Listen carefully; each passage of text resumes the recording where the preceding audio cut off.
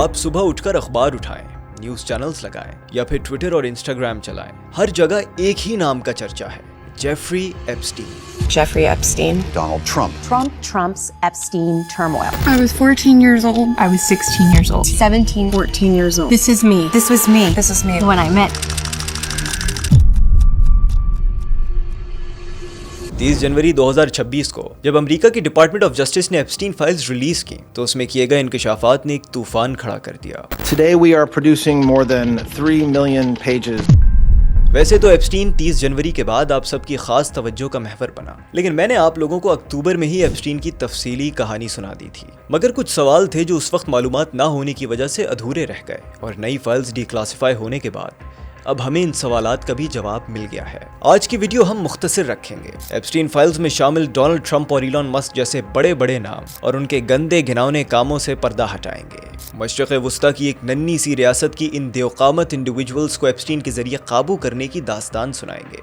Epstein जिसने दुनिया के ताकतवर तरीन लोगों को मुट्ठी में कैद किया हुआ था, वो कौन पाकिस्तानी था जिसका नाम सुनकर एप्स्टीन खौफजदा हो जाता, ये भी दिखाएंगे। तो आइए शुरू करते हैं। I'm Jeffrey Edward Epstein, and my residence address is 6100 Red Hook Boulevard in Virgin Islands. Have you ever been convicted of a crime? Yes. बुनियादी तौर पे एप्स्टीन इस्राएली इंटेलिजेंस एजेंसी मोसाद के लिए काम करता था। तमाम सबूत आपको हमारी इस वीडियो में मिल जाएंगे। इंटेलिजेंस एजेंसीज के लिए एक चीज सबसे अहम होती है, लेवरेज। इसके जरिए वो किसी भी शख्स को उसकी मर्जी के खिलाफ अपने मफाद के लिए इस्तेमाल कर सकते हैं, और एप्स्टीन मोसाद को दुनिया के इन्फ्लुएंशियल तरीन लोगों पे लेवरेज हासिल करके देता था। मिसाल के तौर पे क्वीन एलिजाबेथ का बेटा प्रिंस एंड्रयू और अमेरिका के साबिक सदर बिल क्लिंटन, जिन्हें एप्स्टीन अपने आइलैंड पे लेकर जाता और वहाँ उनकी लस्ट को सेटिस्फाई करने के लिए कम उम्र बच्चियां मुहैया करता। In London, and we went out to Club Tramp. Prince Andrew got me alcohol. It was in the VIP section. I'm pretty sure it was vodka. Prince Andrew was like, let's dance together. And I was like, okay. And we leave Club Tramp. And I hop in the car with Ghislaine and Jeffrey. And Ghislaine said he's coming back to the house. And I want you to do for him what you do for Epstein. She says Prince Andrew abused her 2 more times, once in New York in Epstein's mansion and again at his Virgin Islands estate. इन अफराद को खुफिया तौर पे इस अमल के दौरान record किया जाता और फिर इन्हीं वीडियोस के जरिए उन्हें ब्लैकमेल किया जाता। लेकिन फिर कुछ बच्चियां एप्स्टीन के पास से फरार होने में कामयाब हुईं और उन्होंने पुलिस में कंप्लेन दर्ज कराई। 2019 में एप्स्टीन को गिरफ्तार कर लिया गया और उसके बाद उसकी प्रॉपर्टीज पे रेड्स के दौरान वो तस्वीर और वीडियोस मिली जो उसने खुफिया तौर पे रिकॉर्ड की हुई थी। साथ ही FBI ने उसकी ईमेल अकाउंट्स तक भी रसाई हासिल की। इन तमाम शवाहिद को एप्स्टीन फाइल्स के नाम से इकट्ठा किया गया, लेकिन अभी तक इन फाइल्स को डिक्लासिफाई नहीं किया गया था। इसी दौरान एप्स्टीन के चंद एक विक्टिम्स के इंटरव्यूज टीवी पे नशर किए गए। बस फिर क्या था, अवाम में गुस्से की एक लहर दौड़ी। उन्होंने मुतालबा किया कि एप्स्टीन फाइल्स को डिक्लासिफाई किया जाए। यही वो वक्त था कि अचानक एप्स्टीन जेल में मुर्दा पाया गया। बताया गया कि उसने खुदकुशी की है, लेकिन अब ये बात वाज़ेह हो चुकी है कि जिन लोगों ने उससे ये काम कराया था अब वो उनके लिए थ्रेट बन चुका था, और इसीलिए उसे हमेशा के लिए खामोश करा दिया गया। खामोश कराने वालों का ख्याल था कि एप्स्टीन की मौत के साथ वो उन ताकतवर तरीन लोगों के तमाम राज अपने सीने में लिए चल बसेगा, लेकिन तकदीर को शायद कुछ और मंजूर था। अवामी दबाव बढ़ने लगा और बिल आखिर 30 जनवरी के दिन 3.5 मिलियन डॉक्यूमेंट्स पर मुश्तमिल एप्स्टीन फाइल्स रिलीज कर दी गई। आइए अब जरा इन फाइल्स में शामिल अफराद पे नजर डालते हैं। बस आगे बढ़ने से पहले जान लें कि मगरबी मुआशरे के नुमाया अफराद के जो हम में से कई लोगों ने बुत तराश रखे थे, वो बुत इस वीडियो में टूटने वाले हैं, क्योंकि वो बड़े नाम और उनके गंदे काम हम आपके सामने रखने जा रहे हैं। सबसे पहला नाम है माइक्रोसॉफ्ट के फाउंडर बिल गेट्स का। ईमेल रिकॉर्ड्स के मुताबिक 2013 में एप्स्टीन ने अपने आप को एक ईमेल भेजी। उसमें लिखा गया कि बिल गेट्स को STD का मर्ज लाहक है। एप्स्टीन ने मजीद लिखा कि उसने बिल गेट्स के लिए 2 रशियन खवातीन का बंदोबस्त किया, जिनके साथ बिल गेट्स ने जिनसी ताल्लुक कायम किया, और इस अमल के दौरान बिल गेट्स एक जिनसी तौर पर मुंतकिल होने वाले इन्फेक्शन का शिकार हो गया। एप्स्टीन के मुताबिक गेट्स को डर था कि कहीं ये इन्फेक्शन उसके जरिए उसकी बीवी को भी ना मुंतकिल हो जाए, इसीलिए गेट्स ने उससे इस इन्फेक्शन की दवाएं मांगी ताकि वो अपनी बीवी को बगैर बताए उसे वो दवाएं खिला दे। कई इंडिपेंडेंट रिसर्चर्स के मुताबिक एप्स्टीन ने इस मालूमात के जरिए बिल गेट्स को ब्लैकमेल किया और $2 मिलियन MIT के एक स्पेशल प्रोजेक्ट में डोनेट करवाए। MIT से याद आया, टेक्नोलॉजी की दुनिया में मौजज़े करने वाले इलॉन मस्क के मुतालिक भी इन फाइल्स में हैरानकुन इंकशाफात हुए हैं। इलॉन मस्क का कहना है कि वो कभी एप्स्टीन के आइलैंड या पार्टीज में नहीं गए, लेकिन एप्स्टीन के साथ ईमेल्स का तबादला हमें कुछ और बताता है।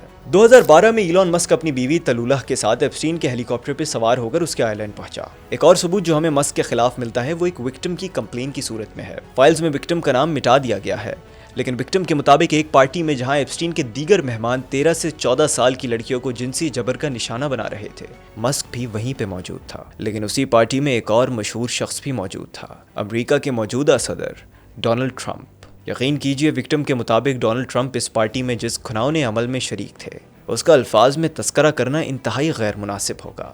بس اتنا بتا دیتا ہوں کہ وہ ایک 14 سال کی کم عمر لڑکی کو جنسی جبر کا نشانہ بنا رہے تھے۔ لیکن اس سے بھی زیادہ بھیانک بات ایک اور وکٹم نے بتائی۔ ٹرمپ پارٹیز ارینج کرتا جہاں ایپسٹین کم عمر لڑکیوں کو لاتا۔ ان بچیوں کے ساتھ کیا ہوتا اس کا الفاظ میں تذکرہ کرنا بھی مناسب نہیں۔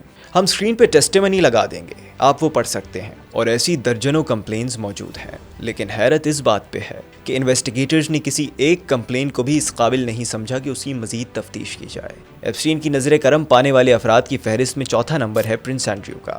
یہ تصاویر دیکھیے، کہتے ہیں one picture is worth 1,000 words۔ یہ تصویریں ایک پوری کہانی سنا رہی ہیں۔ یہ وہی تصاویر ہیں جو ایپسٹین کی گرفتاری کے بعد اس کی مختلف پراپرٹیز سے برآمد ہوئیں۔ پچھلی ویڈیو میں ہم نے تذکرہ کیا تھا ورجینیا جیفری کا، وہ خاتون جس نے پبلک انٹرویوز میں پرنس اینڈریو پر ریپ کا الزام لگایا، لیکن پھر انہی دنوں اس کی پراسرار لمحات میں موت ہو گئی۔ ایپسٹین فائلز میں ایک اور گمنام کمپلین شامل تھی جس میں وکٹم کے مطابق پرنس اینڈریو نے ایپسٹین کی partner in crime Ghislaine Maxwell سے ایک لڑکی کو بطور غلام خریدا اور اسے تشدد کا نشانہ بنایا، جس کے نتیجے میں اس کی موت واقع ہو گئی۔ ایک مرتبہ پھر اس کمپلین کو بھی انویسٹیگیٹ نہیں کیا گیا، اور اسی لیے آج تک 100% یقین سے نہیں کہا جا سکتا کہ یہ الزام درست ہے یا نہیں۔ اس فہرست کا ایک اور دلچسپ کردار ہے اسرائیل کا سابق وزیر اعظم ایہود باراک۔ ایف بی آئی کی ایک سورس بیسڈ رپورٹ کے مطابق ایپسٹین نے انٹیلیجنس کی تربیت ایہود باراک کی سرپرستی میں حاصل کی۔ باراک کی ایپسٹین کے مختلف پراپرٹیز پہ موجودگی کی دیگر تصاویر بھی اویلیبل ہیں، جس سے دونوں کے درمیان قربت واضح ہوتی ہے۔ لیکن یہ فہرست یہاں ختم نہیں ہوتی۔ آپ جس کا نام لیں اس کا ایپسٹین کے ساتھ تعلق کا سرا مل جاتا ہے۔ مائیکل جیکسن، محمد بن سلمان، نوم چومسکی، مارک زکربرگ، حتیٰ کہ اسٹیفن ہاکنگ بھی ان کی آئلینڈ کی کئی مرتبہ سیر کر چکے ہیں۔ Well, at least he didn't let his disability get the better of him۔ لیکن دنیا کے ان مشہور ترین افراد میں اگر کوئی ایک شخص تھا جسے جیفری ایپسٹین اپنے شکنجے میں نہ پھنسا سکا بلکہ اس سے خوفزدہ رہا، تو وہ تھا ایک پاکستانی، وہی پاکستانی جسے کئی نمایاں افراد نے یہودیوں کا ایجنٹ قرار دیا ہے۔ میں تو 2012 سے یہ بات کہہ رہا ہوں کہ یہ یہودی ایجنٹ ہے، غیر ملکی ایجنٹ ہے، یہودی ایجنٹ ہے۔ CIA کا نمائندہ عمران خان کے حق میں ٹویٹ کر رہا ہے، ہماری تائید ہو رہی ہے کہ یہ غیر ملکی ایجنڈے کا نمائندہ ہے۔ لیکن اس مبینہ یہودی ایجنٹ کو دنیا کا سب سے ایکسپوزڈ یہودی ایجنٹ کس نظر سے دیکھتا تھا؟ ابھی اس پہ بھی نظر ڈالتے ہیں۔ ایک ای میل میں ایپسٹین کہتا ہے کہ عمران خان عالمی امن کے لیے بہت بڑا خطرہ ہے، چائنا کے شی جن پنگ، ایران کے خامنائی اور ترکی کے اردوان سے بھی بڑا۔ یاد رہے عالمی امن کے ان دشمنوں کا ایپسٹین فائلز میں کہیں نام نہیں آتا، عالمی امن کے ان چیمپئنز کے برعکس جو بچوں کے ساتھ زیادتی میں مشغول تھے۔ ایپسٹین نے ایک اور ای میل میں خان اور جمائمہ کی شادی کا تذکرہ کیا۔ اسی ای میل میں اس نے عمران خان کو ایک پاگل اسلام پسند شخص بھی قرار دیا۔ کم از کم میرے نزدیک تو یہ کسی تمغے سے کم نہیں۔ ایپسٹین جیسا شیطان اگر آپ سے خطرہ محسوس کرتا ہو تو آپ میں کچھ نہ کچھ خیر ضرور ہوگی۔ اور شیطان سے یاد آیا، ان فائلز میں ایک شیطانی پہلو کا بھی تذکرہ کیا گیا ہے۔ انویسٹیگیشن کے دوران ایف بی آئی کو دیگر کالز موصول ہوئیں جہاں پہ ان گمنام کالرز نے بتایا کہ وہ اس جگہ موجود تھے جہاں ایپسٹین اور اس کے ساتھی بچوں کو ذبح کرتے اور درندوں کی طرح ان بچوں کے اعضاء کھاتے۔ ایک آدمی نے ایف بی آئی کو یہ بھی بتایا کہ ایک رسم کے دوران اس کو باندھا گیا اور اس کے دونوں پیر کاٹ دیے گئے۔ اس کے علاوہ کئی اور گمنام کمپلیننٹس نے دعویٰ کیا کہ ایپسٹین کی گیدرنگز میں ڈیمونک ریچولز یا جسے عام زبان میں سیاہ علم کہتے ہیں پریکٹس کیا جاتا تھا، اور انسانوں کی قربانی بھی اسی کا حصہ تھی۔ لیکن ان باتوں کو ہم 100% درست اس لیے نہیں کہہ سکتے کیونکہ کمپلیننٹس نے خوف کے مارے ایف بی آئی کو اپنی شناخت واضح نہیں کی، اور اسی لیے ایف بی آئی نے ان کمپلینس کو مزید انویسٹیگیٹ کرنا ضروری نہیں سمجھا۔